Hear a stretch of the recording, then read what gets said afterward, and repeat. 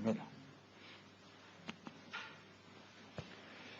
신명기 10장 1절에서 11절까지 신명기 10장 1절로 11절 읽습니다.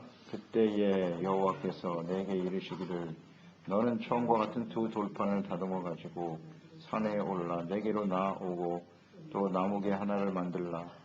내가 깨뜨린 처음 판에 쓴 말을 내가 그 판에 쓰리니 너는 그것을 그 궤에 넣으라 하시기로 내가 조각목으로 궤를 만들고 처음 것과 같은 돌판 둘을 다듬어 손에 들고 산에 오르매 여호와께서 그 총의 날에 산 위 불 가운데에서 너희에게 이르신 십계명을 처음과 같이 그 판에 쓰시고 그것을 내게 주시기로 내가 돌이켜 산에서 내려와서 여호와께서 내게 명령하신 대로 그 판을 내가 만든 궤에 넣었더니 지금까지 있느니라.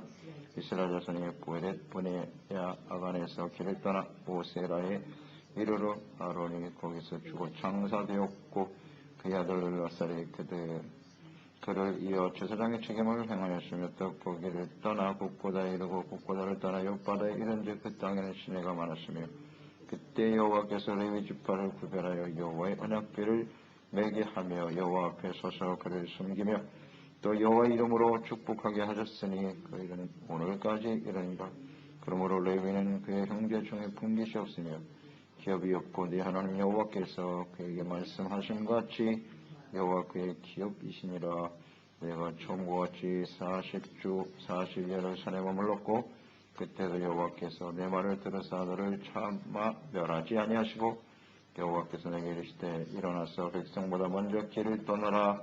내가 그들에게 주리라고 그들의 조상들에게 맹세한 땅에 그들이 들어가서 그것을 차지하리라 하셨느니라. 아멘. 중보자 사명의 중요성.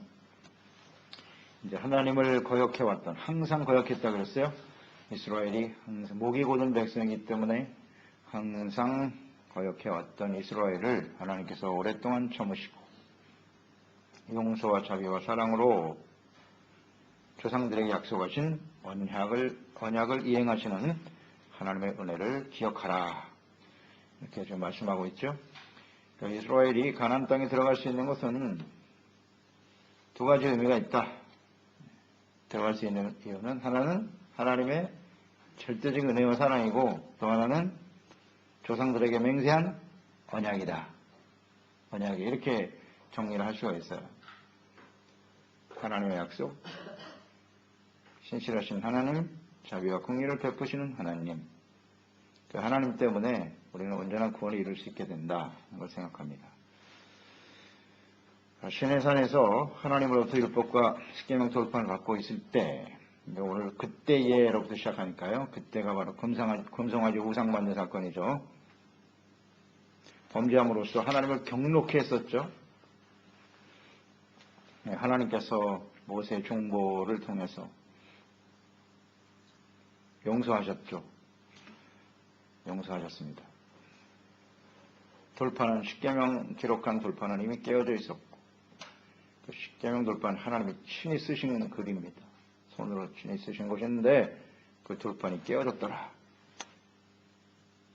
깨어졌습니다. 그래서 이제 하나님의 백성들이 그 중요한 의미란 말이에요. 돌판이 깨어졌다라고 하는 것은 하나님의 언약이고 약속인데 하나님의 백성들이 그 말씀을 어기게 될 때 그 십계명이라는 것은 하라 하지 말라 아닙니까? 주님의 명령이라고요. 그 명령이 약속인데 그것을 불순종하게 되면 그 언약은 깨어질 수밖에 없다는 거죠. 그것은 아주 중요한 하나님의 뜻이에요. 그런데 하나님께서 다시 그 돌판을 기록하여 주셨다는 거죠. 다시 기록하게 하셨다. 이것이 하나님의 은혜입니다. 하나님께서 그 깨어진 돌판을 제가 볼 때는 그냥 제 생각에는 하나님이 다시 써주시지 말고 그냥 한번 써주셨잖아요. 써주셨으니까 깨어진 대로 놔뒀으면 어떨까 하는 생각도 들어요.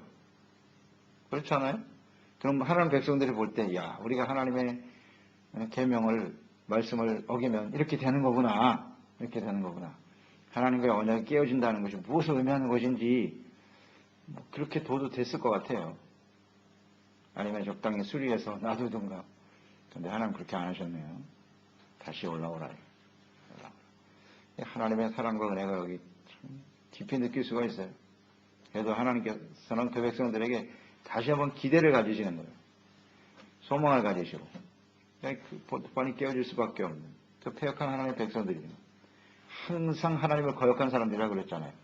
그럼에도 불구하고 이게 이 사랑이라는 게 이렇게 오래 참는 거고, 사랑은 또 다시 기대를 갖는 것이고 소망을 갖는 것이고, 이 백성들이 이제 하나님을 정말 바르게 섬기는 사람이 되겠지, 하나님의 그 마음을 느낄 수가 있어요. 이 말씀을 보면 기대를 버리지 아니하시는, 정말 소망이 없는 백성들인데 우리가 볼 때는 이스라엘은 그래도 절대 그 소망을 버리지 않으시는 하나님을 느낄 수가 있네요.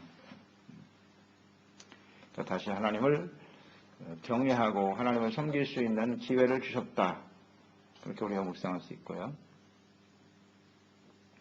그 4절의 총의 날에, 이 십계명이라고 하는 것은 다시 한번 강조합니다.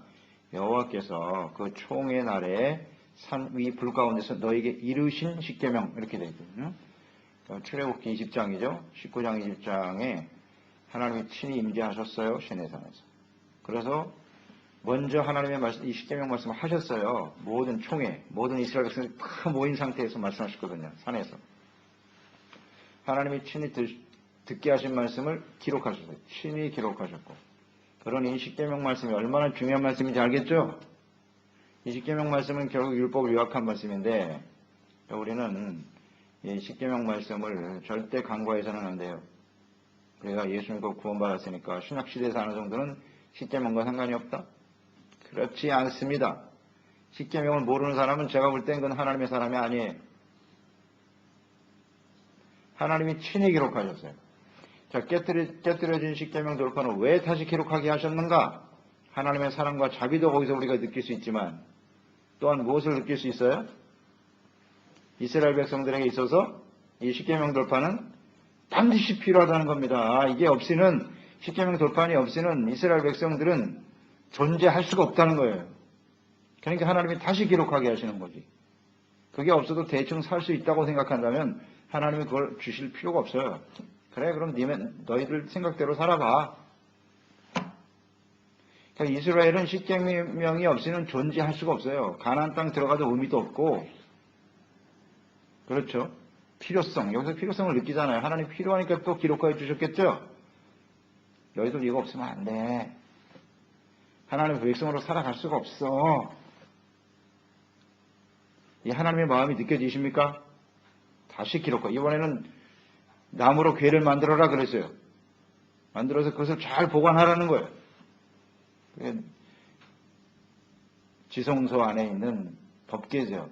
그걸 만들어서 그곳에 두고 지금까지 거기 있다고 그랬어요. 지성소에 하나님의 그 위에 임하여 계시고, 이 십계명의 중요성을 우리는 좀 잘 인식할 필요가 있어요. 율법의 말씀들 하나님이 친히 기록하여 우리에게 주셨다.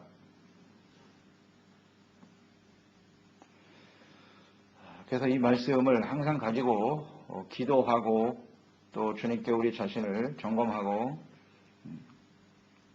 회개하고 돌이키는 그런 하나님의 자녀 백성들이 돼야 돼요. 십계명이 없는 이스라엘은 없다. 이게 하나님 뜻이에요. 존재 자체가 의미가 없어요. 불가능해요. 불가능해요. 잘 알죠? 하나님께서 성막을 주신 이유가 하나님 함께 하시기 위함이거든요. 함께 하십니다. 하나님이 어디에 계셨어요? 어디에 임재하여 계셨죠? 법궤. 십계명 돌판이 들어있는 지성소 안에 법궤, 그 위에 속죄소가 있죠. 이렇게 속죄소. 그 속죄소는 용서해 주시겠다는 거 아니에요. 속죄소에서 우리를 만난다. 그 말씀, 속죄소, 그 위에 하나님이 임하셨다. 무슨 의미인지 알겠죠? 십계명을 통해서 어떻게 해야 돼요? 죄를 회개하고 용서받고, 속죄잖아요. 용서받을 때 그곳에 하나님이 임하여 계신다. 이게 하나님의 뜻이에요. 그러니까 이 법궤, 십계명이 없는 상태에서의 이스라엘은 하나님과 함께 할 수 없다. 그러니까 십계명이 없다면 속죄도 없다. 아주 중요한 의미죠. 이건 우리가 하나님의 자녀로서 결코 잊어서는 안 될 일이에요. 가장 기본이 기본. 성막 자체가 예수 그리스도 아닙니까? 예수 그리스도를 통한 속죄가 없이는 누구도 하나님과 함께 할 수 없어요. 하나님 앞에 나아갈 수도 없고, 이것은 곧 하나님이 그 십계명 말씀을 율법을 주신 가장 중요한 의미가 뭐냐면, 율법을 통해서 주님께서 이스라엘 백성들에게 요구하시는 게 뭐예요? 원하시는 게 뭐죠? 왜 그 말씀을 주신 가장 중요한 목적은? 용서해 주시려고. 근데 용서하려면 어떻게 해야 돼요? 속죄. 죄를 깨달아야 될 거 아니에요. 죄의 기준이잖아요. 율법은. 이런 건 죄야. 알았지? 그러니까 이걸 버려야 된다. 그러니까 회개잖아요. 하나님의 뜻은 거기에 맞춰져 있는 거예요. 그러니까 이스라엘 백성들이 항상 하나님을 거역했다는 걸 말씀하셨죠? 하나님 인정해요. 모든 사람은 하나님을 거역할 수밖에 없어요. 애굽에서 구원받았고 홍해를 건넜지만 광야에서 만나를 내려주시는 하나님의 놀라운 기적과 능력을 체험했던 사람들일지라도 항상 거역하는 것이 인간이다. 우리는 성경을 통해서 하나님을 알고 인간을 알게 되죠. 그게 우리의 모습이에요. 그렇기 때문에 율법을 주신 거예요. 그와 같은 상태에서 하나님이 함께하면 너희들은 다 죽는다. 죄의 삭스는 사망이니까. 그래서 그들을 살리려고 사실. 살리기 위해서. 그것은 용서, 속죄를 통해서 이루어지는 것인데 그것이 하나님의 말씀이죠. 그래서 신명기를 통해서 우리가 계속 묵상되는 거지만 너희들이 이 말씀을 잘 듣고 청종이죠. 듣고 순종하라. 그러면 어떻게 된다고요? 살겠고. 죽고 사는 문제예요. 그러니까 하나님께서 이스라엘 백성을 살려주시기 위해서 율법을 주시고 말씀을 주신 거지요. 살리시려고, 용서해 주시려고, 구원해 주시려고. 이게 말씀이 다 같은 의미라는 거죠. 그러니까 이것은 다 십계명 돌판을 통해서 이루어지는 거예요. 하나님의 말씀을 통해서 죄를 깨닫고 회개하고 용서받고 은혜 받을 때 하나님이 함께 하시고. 간단하네요. 그러니까 십계명이 없는 이스라엘은 존재 자체가 불가능하다. 우리에게 하나님의 말씀이 없는 그리스도인은 없는 거예요? 없어요. 명심하고 또 명심해야 돼요. 그래서 말씀을 왜 주셨느냐? 책망, 교훈, 바르게 하고 의로 교육하기에 유익하니. 바로 그거예요. 그래서 하나님의 말씀을 듣고 끊임없이 자기의 죄를 깨닫고 회개하고 용서받고 은혜에 감사하고 그래서 하나님과 함께 동행하는 삶을 살아가도록 하시기 위하여. 그러니까 말씀 속에는 하나님의 공의도 들어있고 사랑도 들어있는 거예요. 잘 알죠, 우리가. 그래서 말씀이 없으면 안 되기 때문에 다시 기록하여 주신 것이에요. 이거 없이는 너희들은 가나안 땅 절대 못 가. 가서도 너희들이 나를 장구할 수 없어. 너무나 잘 아시니까요. 그만큼 하나님께서는 그 백성들이 구별되잖아요. 이스라엘이 구별됐다는 거예요. 무엇으로 구별되었느냐? 이스라엘 백성과 세상 사람들, 이방인들과의 구별의 가장 중요한 기준은 이 십계명에 있는 거예요. 말씀에 있어요, 말씀. 말씀을 따라 지키느냐, 지키지 아니하느냐. 그게 기준이다는 거예요. 그러니까 십계명이 없는 이스라엘은 더 이상 거룩한 백성이 아닙니다. 오늘 하나님의 말씀을 모르는, 주님의 말씀에 대해서 순종할 줄 모르는 그리스도인들은 세상 사람들과 다르지 않습니다. 교회 다닌다고 해서 구별이 되는 게 아니에요. 종교 생활이 우리를 구별해 주는 게 아니죠. 명심해야 돼요. 우리의 삶의 가장 중요한 하나님의 거룩한 백성으로서 정체성은 말씀 안에 있다는 거 잊지 말아야 돼요. 6절로 9절 아론의 죽음과 레위지파에 주어진 사명에 대해서 말씀하고 있네요. 먼저 십계명 돌판, 십계명을 주시는 하나님의 뜻이 잘 나타나 있고요.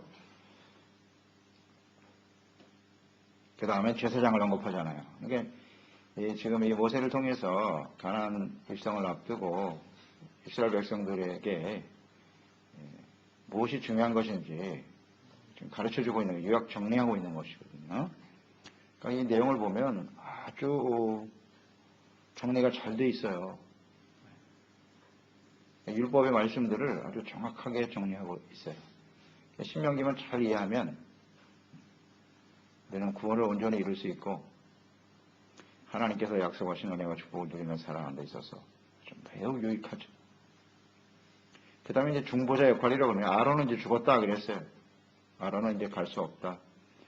그 제사장의 책임을 그 아들들이 이어가게 되었고, 그래요. 사람 제사장이라고 하는 것은 한계가 있는 거죠. 그렇기 때문에 이제 계승의 중요성도 여기서 강조하신 것이고요. 제사장, 아론의 아들들이 그 제사장을 이어간다라고 하는 하나님의 약속, 이것도 다시 한번 확인해주고 있는 것이고, 이제 아론과 모세는 당시에 절대적인 지도자죠. 그들이 사후에 어떻게 될 것인가. 이미 이제 모세는 자기 죽음까지도 하나님께로부터 말씀을 들었기 때문에 죽음 이후에 어떻게 될 것인가. 이스라엘이 어떤 모습으로 살아가게 될 것인가. 워낙 패역한 백성들이기 때문에 아론과 모세가 있는 동안에도 그렇게 하나님 앞에 거역하고 패역을 했는데 그 정말 강력한 지도자가 사라진 이후에 이스라엘은 어떻게 될 것인가. 걱정이 많죠, 사실. 모세 입장에서는. 그렇기 때문에 아론을 통해서 제사장을 세워주시는 이 하나님의 뜻을 다시 한번 강조하고 있고요. 그 다음 레위 지파에 대해서도 강조하잖아요. 이들이 얼마나 중요한 역할을 하는 사람들인지 잘 생각하기 바란다. 십계명, 중보자, 그 다음에 하나님의 백성. 이 관계를, 이 질서를 반드시 지켜야 된다는 거예요. 이것이 없이는 이스라엘 백성은 존재할 수가 없다. 하나님의 명령, 계명이죠. 그 계명 앞에 이스라엘 백성들은 어떤 모습이죠? 죄인이죠. 죄인일 수밖에 없어요. 그 죄를 가지고는 하나님 앞에 갈 수 없으니까 그러면 어떻게 그들이 죄사함 받고 용서받을 수 있느냐? 말씀을 통해 죄를 깨닫고 레위인과 제사장들이 해야 될 일은 뭐라고요? 제사잖아요, 제사. 제사를 통해서 용서받고 은혜 받는 거죠. 그러니까 제사의 중요성. 그 제사를 맡아서 예배하며 주님을 섬기는 아론의 자손들과 레위 지파의 중요성이 얼마나 소중한가. 그래서 깨우쳐주는 거죠. 중보자 없이는 나갈 수가 없어요. 그래서 이들은 그들이 해야 될 일이 뭐냐 나와 있죠. 제사 그리고 성소의 기구들을 가까이서 옮길 수 있는 그런 책임을 주었고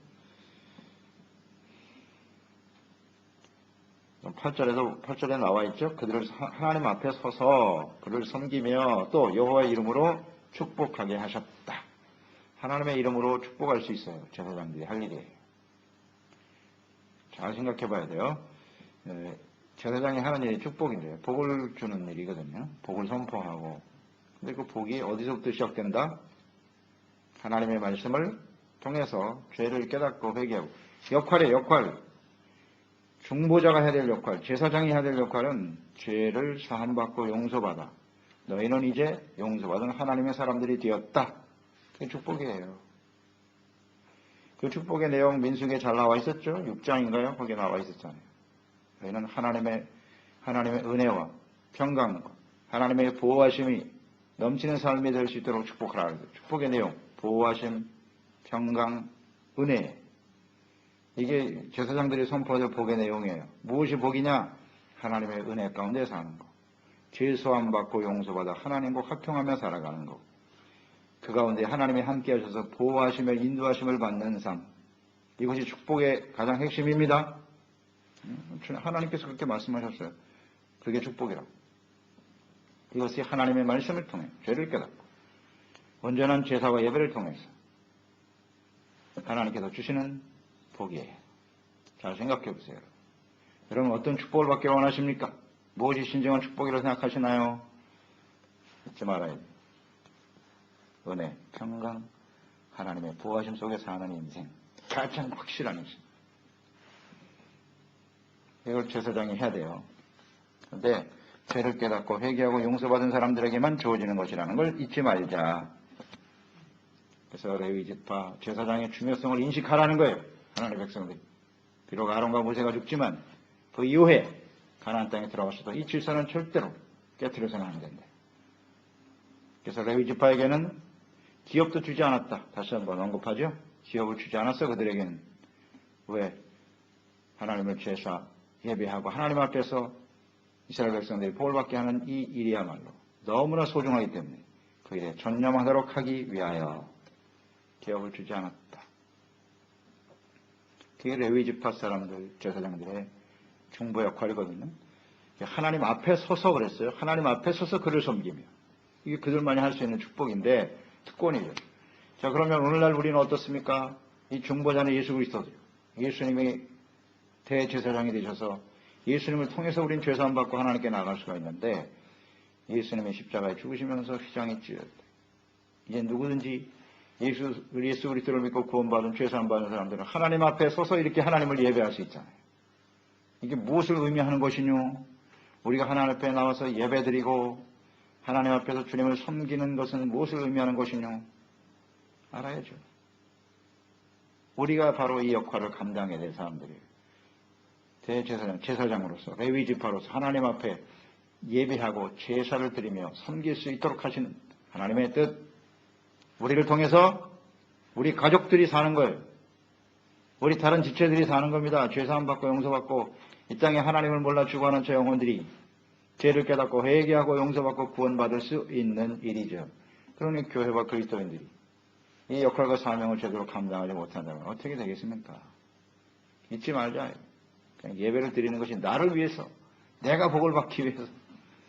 이것은 가장 기본적인 걸 모르는 거예요. 그건 거룩한 사람이 아니에요.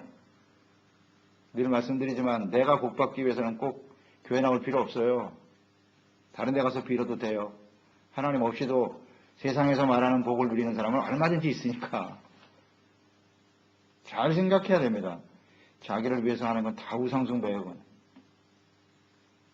우리가 예배를 드린다고 하는 것은 레위 지파 이 사명, 제사장으로서 어떤 그 사명, 중보자로서 역할을 잘 깨달아야 돼요.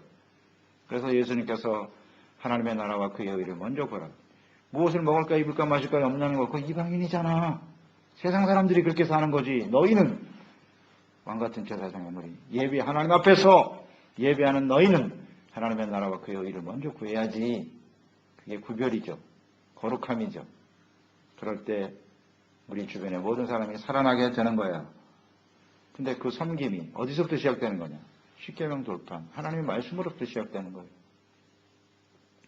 하나님 앞에 서 있다는 것은 그 말씀 앞에 서 있다는 거예요. 말씀 앞에. 말씀 속에 하나님이 다 임하여 계시잖아요. 말씀 가운데 임하시는 하나님. 이 말씀 속에, 성경 속에 하나님이 계시잖아요. 그 하나님을 알고 회개하고 돌이키고. 그러니까 이 십계명 말씀은 율법 전체 요약입니다. 성경 전체 요약이기도 하죠. 예수님께서 이걸 세 계명으로 요약하셨으니까 하나님 사랑, 이웃 사랑, 서로 사랑. 결국 사랑이에요. 율법은. 사랑이라. 하나님을 사랑하는 방법. 성도들 간에 함께 이웃을 사랑하는 방법. 거기 나와 있잖아요. 하나님의 명령이니까. 그대로 하면 되겠죠? 이제 이걸 모르시는 분은 없겠죠. 이 십계명을 모르고는 제가 볼 때는 하나님의 거룩한 백성으로서 살아갈 수가 없다고 봅니다. 내가 생각하는 의, 사람들과 비교해서 이 정도면 나는 의로운 사람이지. No. 대부분의 사람들이 이런 식으로 살아가요. 성도들이요. 내가 그래도 저 사람보다 낫지. 그렇지 않습니다. 십계명 중에 하나라도 어기면 9개 잘 지켰는데 하나 안 지켰어. 그럼 하나님을 거역하는 겁니다. 그렇잖아요. 남들은 3개 지키는데 나는 한 5개, 6개 지킬 걸 아무 의미가 없어요. 그거는요. 의미가 없어요. 10개 안에 이 말씀 중에 뭐 다 요약되어 있는 거니까. 그것을 끊임없이 묵상하면서 죄를 깨닫고 회개하고 용서받고 의롭다 먹고 제사장이 의롭고 제사장 우리 잘 알죠? 레위 출애굽 충분히 봤어요. 제사장이라고 해서 아무렇게나 해서 하나님께 나갈 수 있느냐? No, 그렇지 않습니다. 철저하게 자기의 죄를 자기가 먼저 하나님께 속죄하고 번제드리고 자기의 죄를 먼저 살핀 다음에 나가야지. 그렇지 않으면 죽습니다. 자기도 죽고 남도 죽이는 거예요. 그만큼 우리가 예배자가 됐다는 것은 하나님 앞에서 정말 긴장해야 될 일이고 그 중요성을 인식하고 저는 바르게 섬기는 사람이 되어야 합니다. 삶의 우선순위가 어디에 있는가 이것을 항상 놓치지 맙시다. 아멘.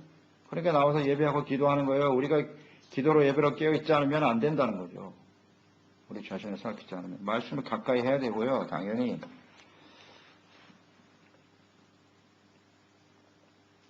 그때에도 하나님께서 내 말을 들으셨다. 다시 한번 강조하는 10절이야.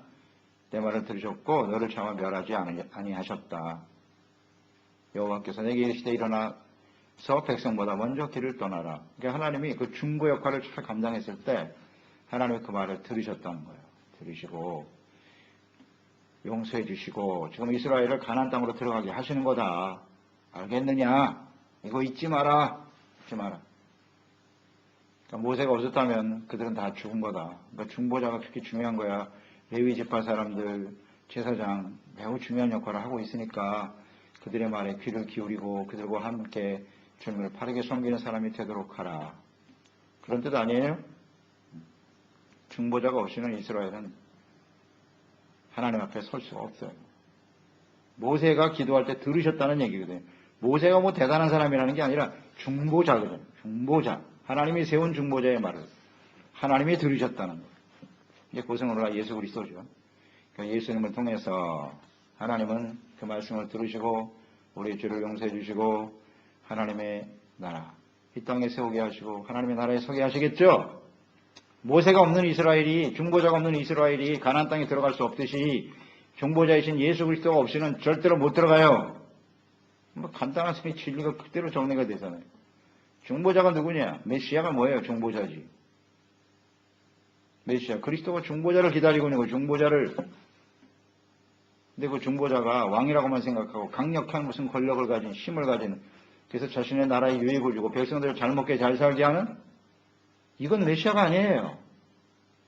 그런 사람은 세상에 얼마든지 있어. 이 메시아를 왜 이해 못하지? 모세를 통한 하나님의 그 중보 역할, 그 중보를 예수님이 대신하셨는데 왜 이걸 이해를 못하나? 참 안타깝죠. 이게 유대인들 보면. 깨달은 사람은 깨달을 수 있어요. 성경을 보면 다 이해가 될 수 있어요.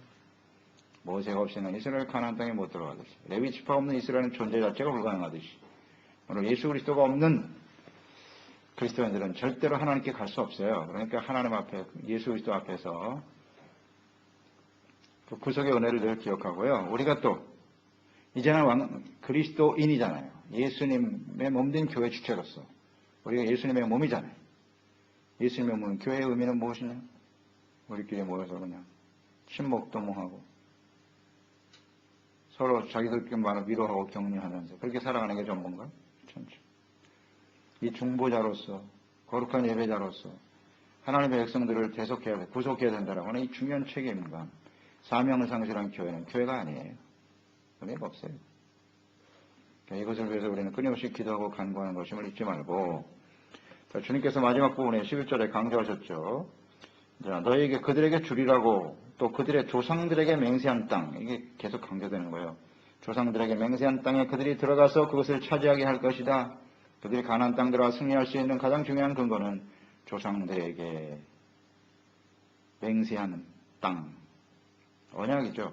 그 언약에 신실하신 하나님을 잘 보여주고 있고요. 하나님의 언약은 다시 한번 정리합니다. 영원한 언약이에요.